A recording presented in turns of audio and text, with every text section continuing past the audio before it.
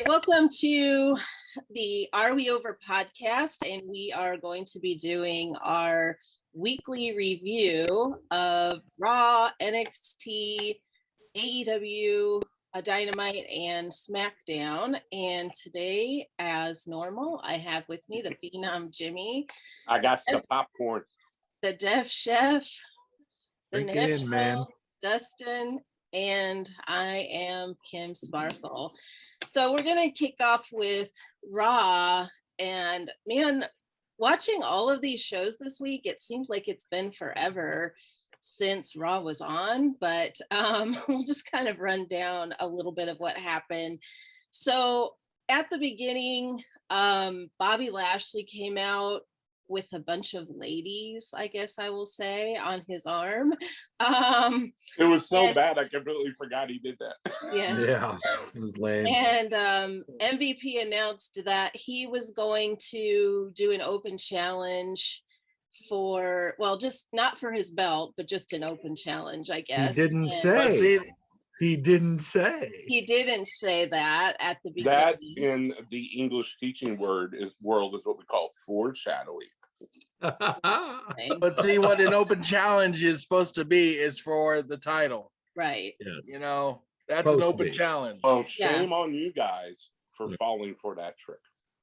Well, we weren't the only ones, because a lot of the Raw talent felt the same way, that it was an open challenge for that. But anyway, Drew McIntyre came out and, of course, wanted to answer the open challenge, and MVP told him that it was open to anyone except for Drew McIntyre and Braun Strowman.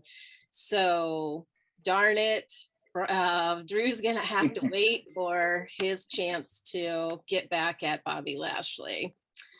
Let's see. What else was interesting? Hey, so why? So is AJ and Amos just supposed to be faces now? Did y'all notice there was just two heels against each other? Yeah, that was weird. Yeah, I don't know what's I really don't understand what's going on with Elias and Jackson Riker, and that was another, Elias versus AJ, and then AJ almost had the win there, and then Riker pulled him out, and so there was a disqualification. Surprise, surprise. So that was the first one. Matt Riddle was backstage with the New Day, and talking to them about a snake, and then Randy Orton showed up, and Randy Orton thought that he was having a big meeting with, I guess, Adam Pearce, and then found out that Riddle was just trying to mend fences with the New Day and wanted Randy to apologize, and he said that he was not going to do that. And then that started the but we got a little serious, like angry Kofi, which we never get. I liked it. Yeah. I liked how they kept calling him Randall. Remember Look that, here, Randall? We got a little serious Kofi. I liked it. Yeah. So that set up a one-on-one between Kofi and Randy Orton that came up later in the show.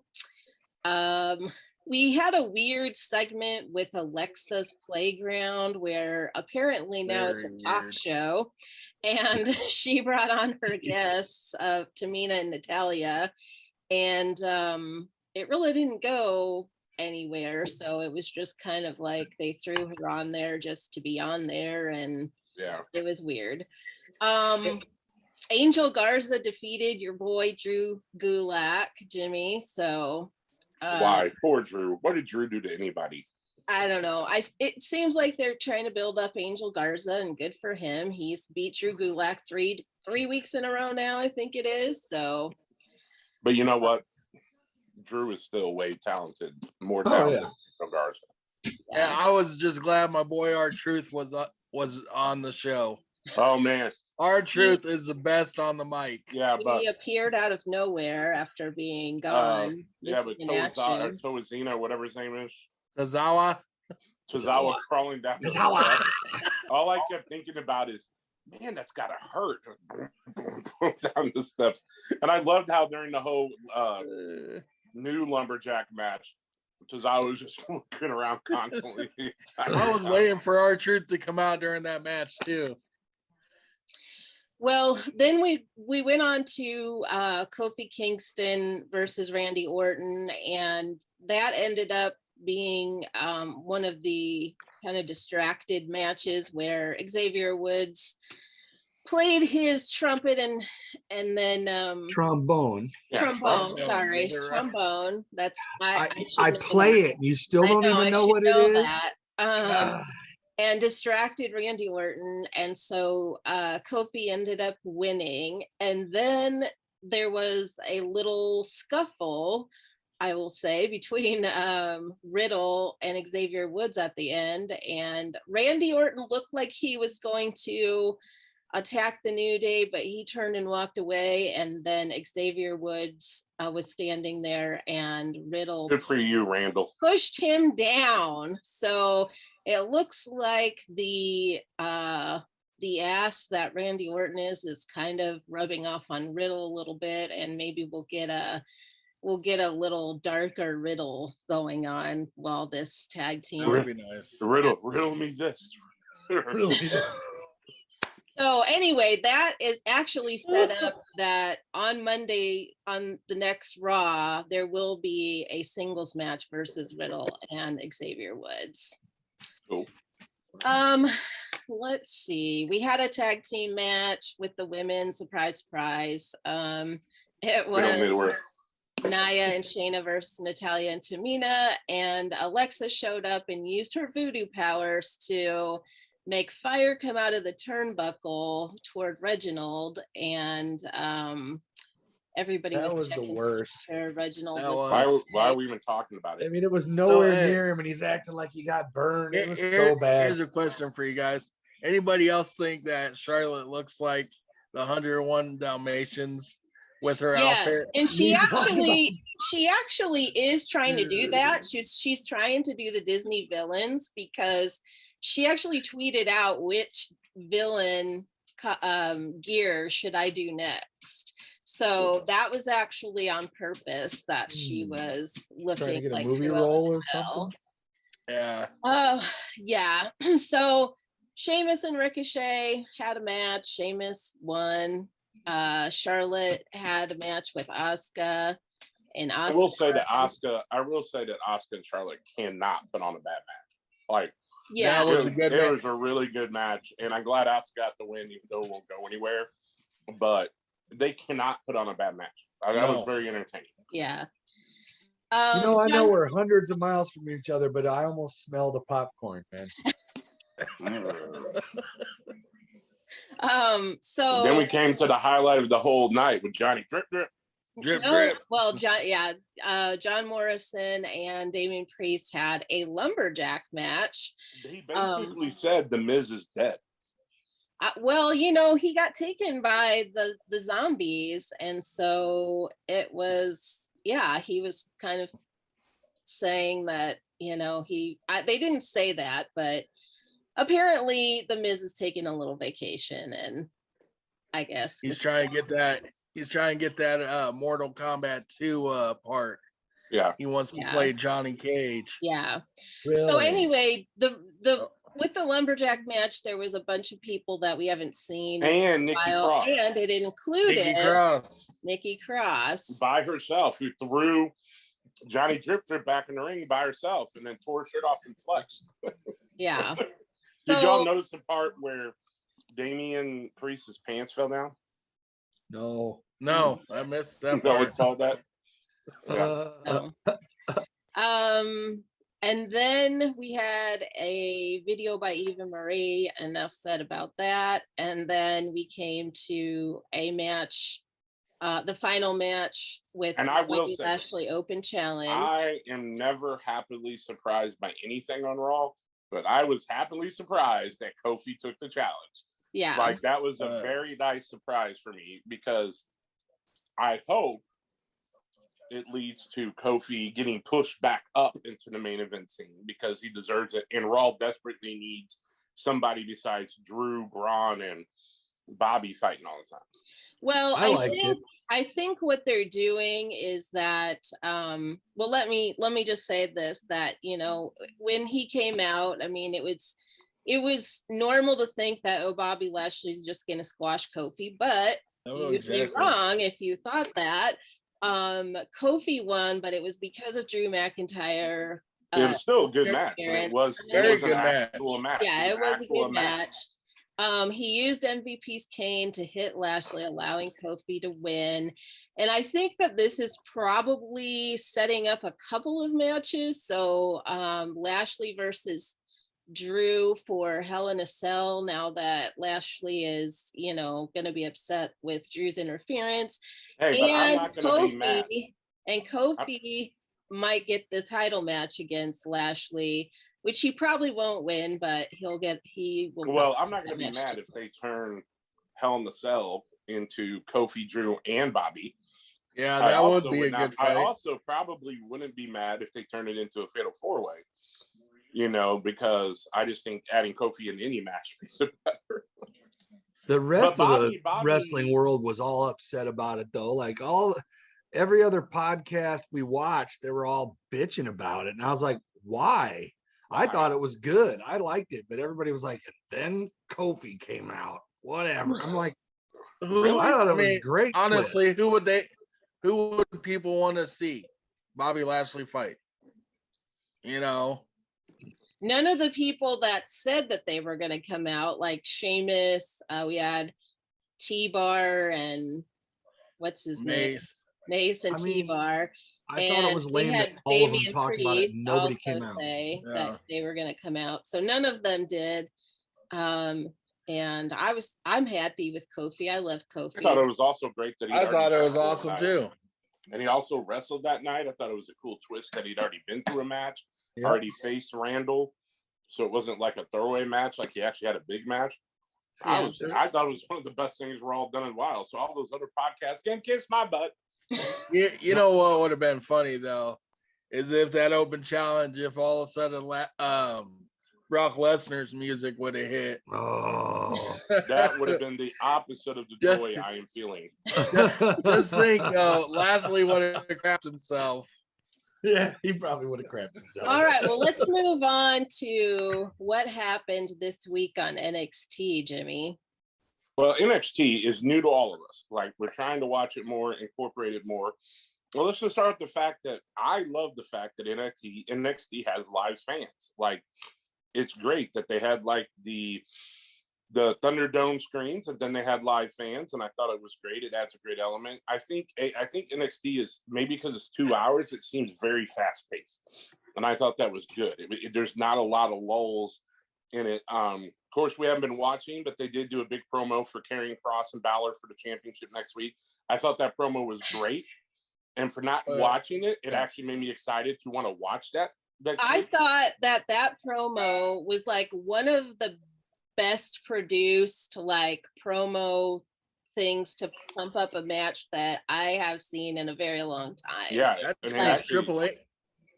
Yeah, Triple H knows what he's doing, and I mean he does great promos in there. Yeah. Well, you know, I read in JR's book this week that a lot of the people who are backstage with the producing of NXT, the agreement with Full Sail Universities, they use a lot of students. So I think you're getting a lot of young kids, young people who aren't traditionally in the wrestling. And so I think they offer a different take on it.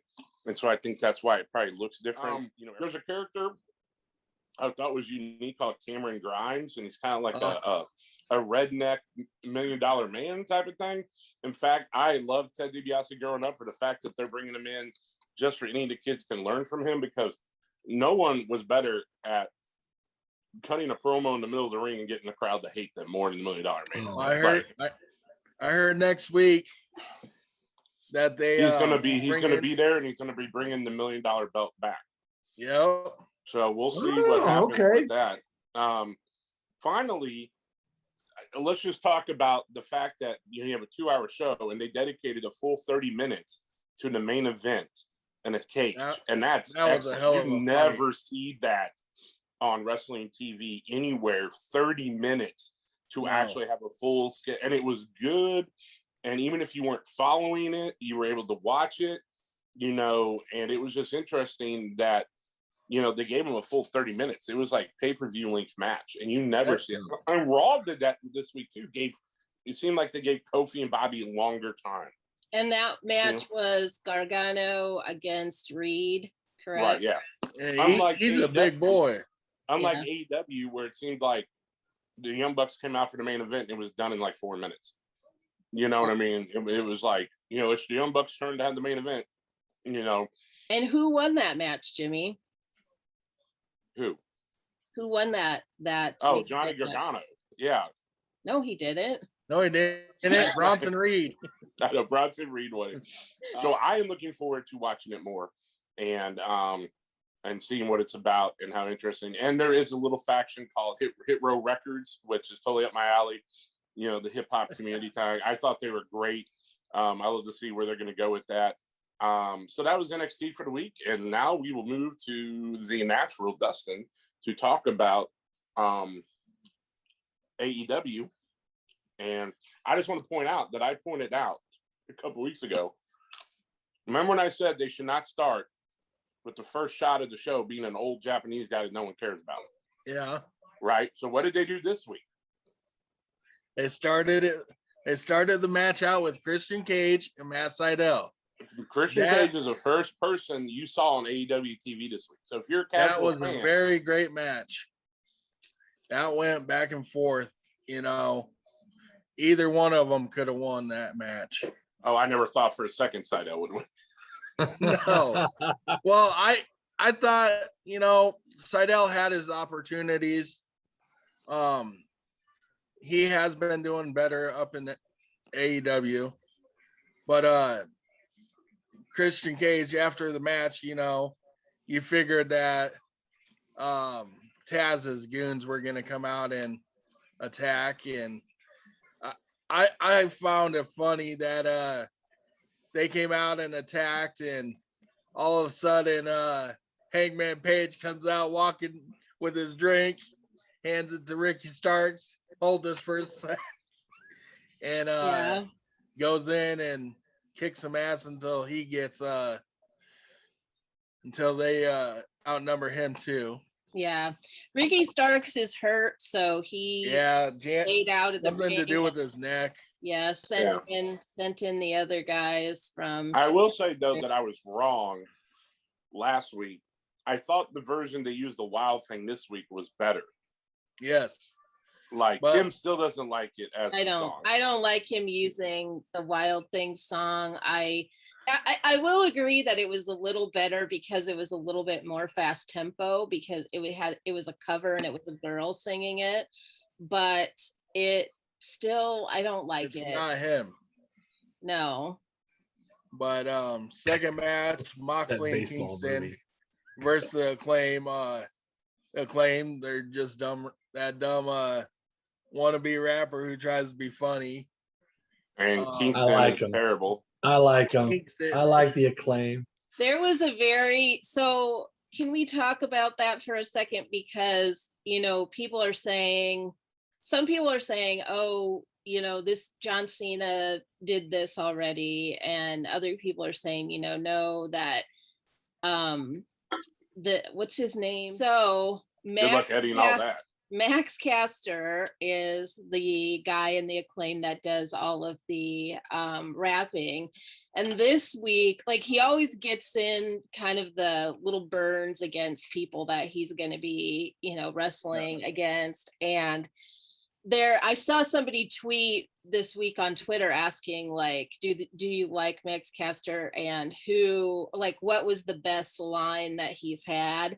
And he has had some good ones. He called the Young Bucks the Young Cucks one time. My God, that was funny. And then this week he talked about Renee, who is of course John Moxley's wife, hitting up his DMs for oral sessions. And oral sessions is Renee Young's podcast that she does. But of course, there was the innuendo there. And so it was interesting. I think that his rapping is getting a little bit better as far as some of the stuff that he comes out with, but I don't know. What do you think? I know, Corey, you said you like them. I like it. I like the zinger. She's good. I don't like Eddie Kingston ruins everything when he gets on TV. Well, but I like the Acclaimed. They're starting to grow on me. They're starting to grow. I just, Eddie Kingston, I just don't know why they think he's a benefit. He looks cheap. Yeah. I mean, like, seriously, he looks cheap. He does. Outfits are just like whatever he could find with an old garage sale look. No. I agree. Here's what he looks like. Are you ready for this? He looks like what you would create in a creator wrestler on the WA 2K game. Like, if you tried to make a guy who looked cool and hard and a gangster, you would make Eddie Kingston, but he's not. He's like not as good as a real person. So I agree that he is a little like rough around the edges and like needs some tweaking. But I really love the thug thing with him and Moxley that's going on. I really like it. I thought it was hilarious that after the match, they that they had with the Young Bucks, that they stole the shoes and socks from them and took off. How did you think that was? Oh, it was hilarious. It was so funny. That was awesome. Seriously, we watched the wrong show. All right, well, let's move on. As we move on, I'll take over this, Dustin, for a little bit. I'm sorry, but you're probably going to disagree with the fact that I think Darby Allin is very talented and is going to be a big star, but he looked incredibly stupid hitting people with a skateboard. Like, he looked like a little kid throwing a fit and hitting people with a skateboard, with like his old dad hanging out with him. But see, that's like Sting used to do with the baseball bat. No, it's Darby Allin like Sting used to do with a baseball bat. If Darby had a baseball bat, would make more sense because he's being mentored by Sting. No, it would not make more sense because his whole personality is the skateboard, like he is a really good skateboarder too. I mean, like, he looked like a child. A skateboard is not a believable weapon. Unlike when he had all the thumbtacks glued to the bottom of it, I tell you what, on a guy's back. What's more realistic was MVP's cane. So you're both. I don't know. Well, skateboards are heavy too, though. They're hard and they're heavy. They look dumb. And I know Kim and Dustin, AEW could do no wrong. They've not said one negative thing about the show yet. So if I wasn't on here, there would be I have negative stuff to say. There would be no contradiction to AEW. We might as well cancel all the WWE shows and just watch AEW. I have negative stuff to say, Jimmy. All right, go ahead, Dustin. But there was a decent promo from the Pinnacle about until the upcoming thing. Sean beat up the Shawn Spears for no reason. Yeah, until Shawn Spears was all mad that he didn't get his drink. And that makes them look stupid. It doesn't make them look seriously. No. Like, it was such a good promo. I thought the promo was going good until he did that. Exactly. Kim probably was like, no, I liked it. I just think Shawn Spears did so good at that point. I'm not a Shawn Spears fan, so. No. That's how she sounds, Corey, right? No. Match between Rebel, not Reba versus Sheeta. What is it? Rebel? Is it Reba? I mean, that was basically a squash match. Yeah, it just for Britt Baker to come in and attack Sheeta after the match. The more we think about and discuss it, the more like they're really doing neither promotion, maybe outside of NXT, is really doing nothing good with women right now. No. Well, I don't even understand what they're doing with Rebel, because Rebel is actually a makeup artist for AEW. Yeah. And she's Not a friends wrestler. with Britt Baker, but I don't know why That's they why she's on TV. She's Eddie started Kingston. doing that. She's but- basically the what do you want to say? Lackey. Dr. Britt Baker's lackey. Like I thought the main event was fine for what it was, but it didn't really feel like a build up to a main event. Say what you will about Raw or NXT, at least throughout the show, they're talking about that main event. They're showing promos of Bobby Lashley. They're interviewing people. All you saw was Gargano Reed promos. There was no build up to the main event of the Bucks and the Blondes, and it didn't feel like a main event at all. Well, here's what I'm going to say about that. So it's amazing. We get it, Kim. No, it was the best tag match of so all time. what I want to say is that I think we're going to do another episode about this in the future, but the build up for this match was a lot on social media. So on Twitter, there was a lot of following stuff. them there though. I know. I'm not either. It doesn't. That's why I want to talk about this in the future, because it's not just AEW that's using social media to build up characters. Like WWE is doing it also. But I do want us to discuss at some point, we'll do this on another episode, just how, all of the different social media affects what's going on with characters. And if you're not watching that or paying attention to that, are you missing out on stuff? Because obviously that on Twitter, there was a big buildup between them, and then they should have showed a recap of that, or something. And I agree with flash the tweets and stuff. I mean, or throughout the match, let people. I mean, it was just like, now we're to our main event. 6 minutes later, it's done. Yeah.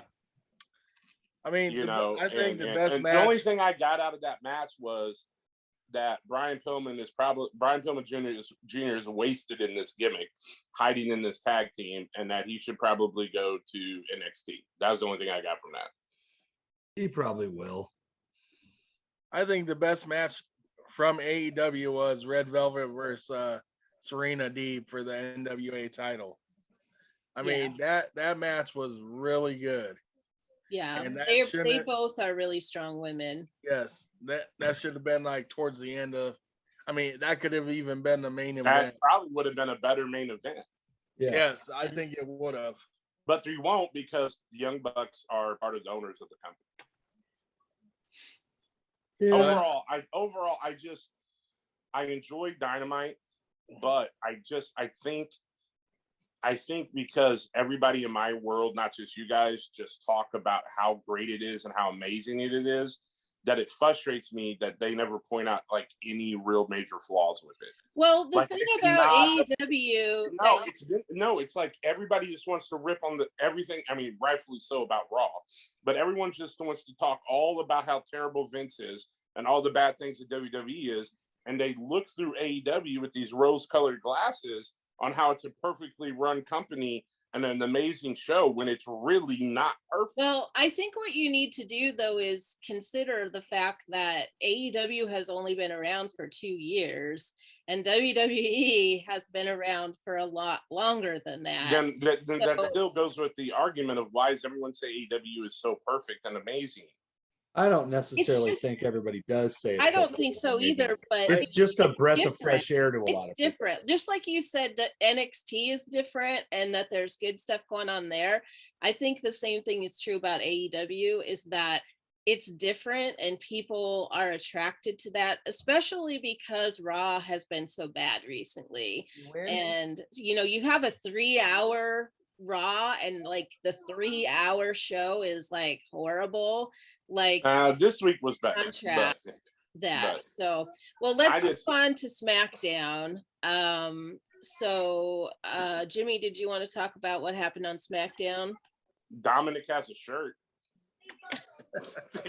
Think about how long Luke Harper was in the WWE and never got a shirt. Dominic has a shirt. That's the first. It's funny they're doing that parade of champions at the beginning or whatever, right? And you could tell Tamina was very happy and stuff. My whole thought was, wow, Dominic's been around for a year and got a shirt. That's all I could think about. I did love Heyman interrupting it. I thought that was cool. They need to give Sonya Deville some sort of title. Like, if she's going to keep wearing that suit and being out there, they can't just keep putting her name as Sonya Deville. Like, they need some sort of, like, clarification of what they is. And I know general manager, like, yeah, make it. Well, she has said several times that she is equal to Adam Pearce as like a. Well, they need to make that clear, right? You know, because right now it's like, why is she starting the show in this role of talking about the champ? Like, you know, what Stephanie used to do. Like, it made no sense. I know I am the only person in the world, but I still think Apollo's great. I really dig in the character. I think he's awesome. Another great promo from Aleister Black. It felt like it was a real completion of what's coming to an end, as you'll find out later. But let's finally talk about who Rick Boogs. Dude, can they make Shinsuke more of a joke? Like, Shinsuke is so talented, and they give him this. Dustin or Chef, do you know what we're talking about? No, I didn't get to see it this week. God. I was busy, man. It was. Yeah. I thought. What's going on? Was awesome. It's this 80s metal hair guy comes out with this like slash metal guitar, and he goes, "My name is Rick Boogs, Boogs," and then he starts playing Shinsuke's music, and Shinsuke comes out wearing Corbin's crown, and it is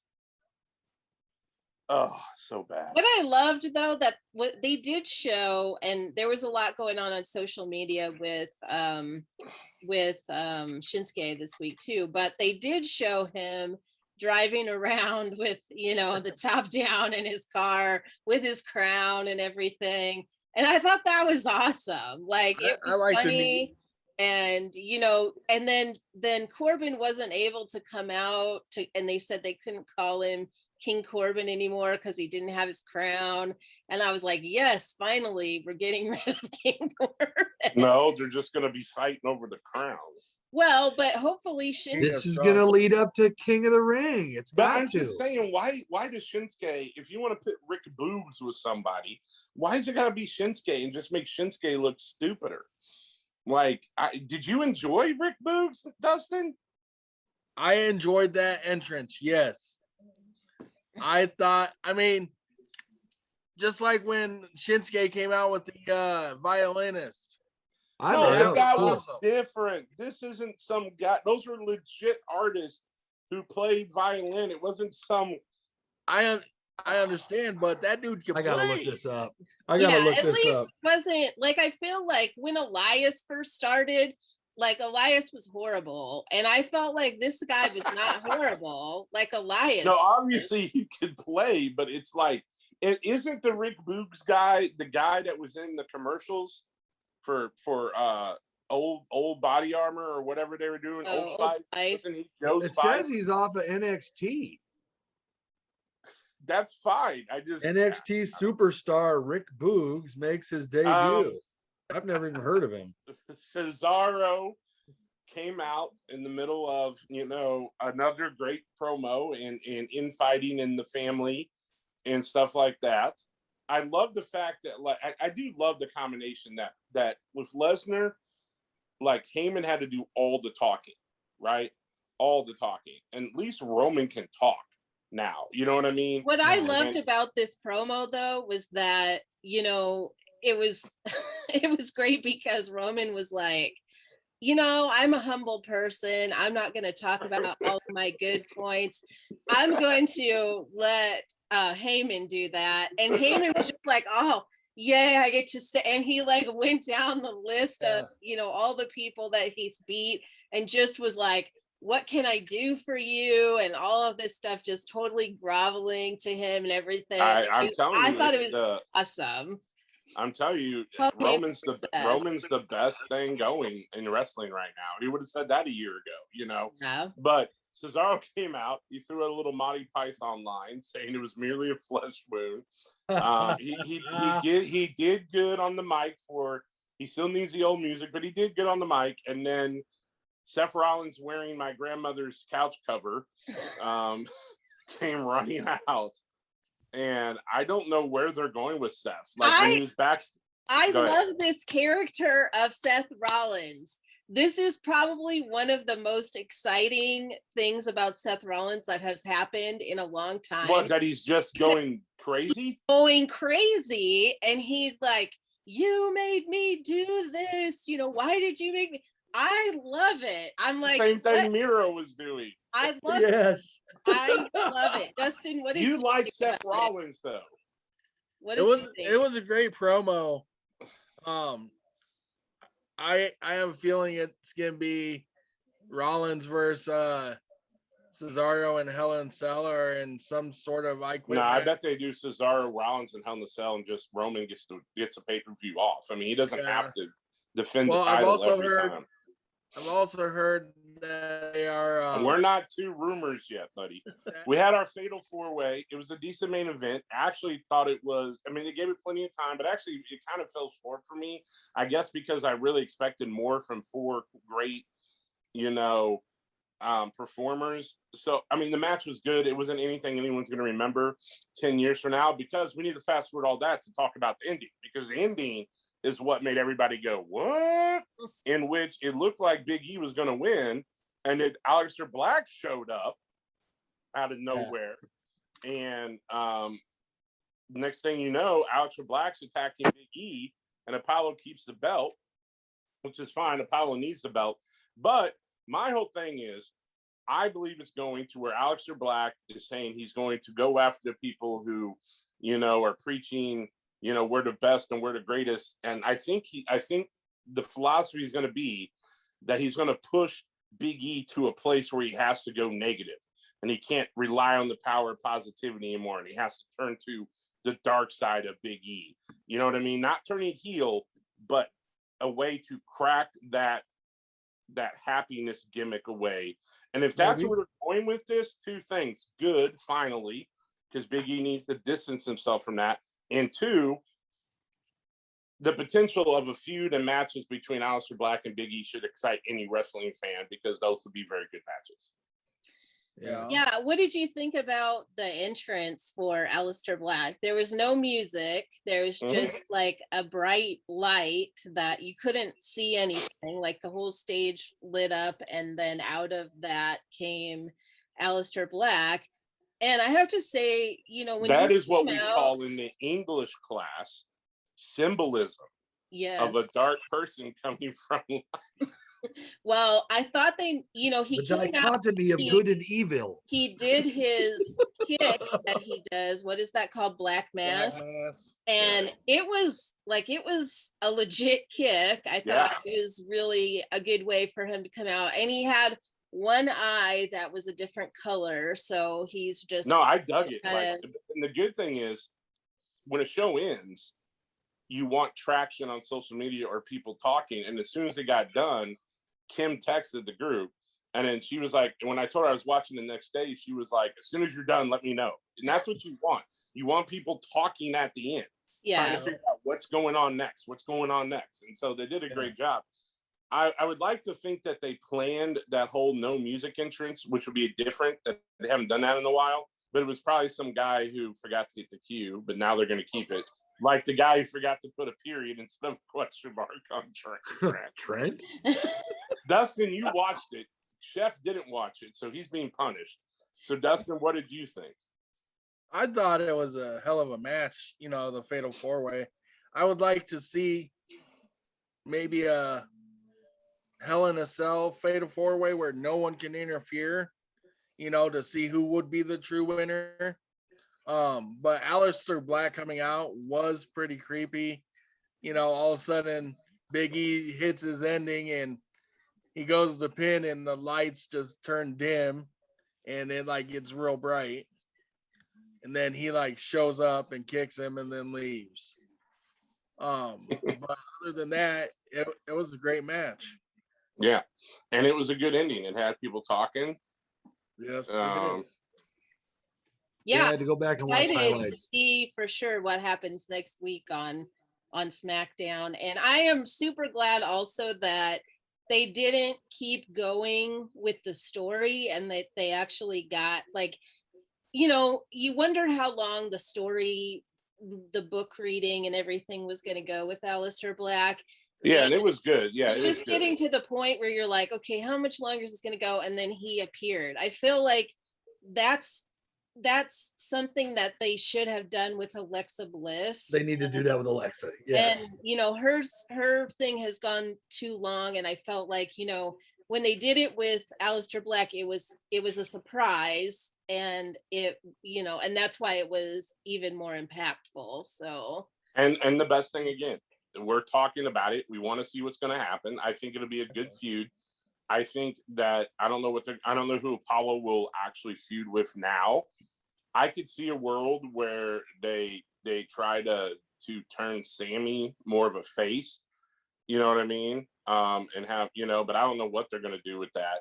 And KO needs to be put back up into the top talk, and whether on Raw or SmackDown or go back to NXT, but he needs to be in the top of the card, not stuck in these stupid feuds. Yeah. Just way too talented of a wrestler and a person to be that. All right. Well, that is our wrap up for the week. And I think we're all looking forward to things that are going to be happening this next week. Of course, we have AEW that is going to be airing on Friday instead of Wednesday this week. And then we have the Double or Nothing pay-per-view on Sunday. So we have some things to look forward to this week. And for the Phenom Jimmy, the Deaf Chef, and the Natural Dustin Rhodes. No, that was my Hacksaw Jim Duggan.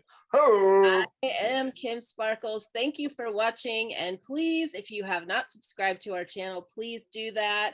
And follow us on social media at AWO Podcast. And we will see you next time.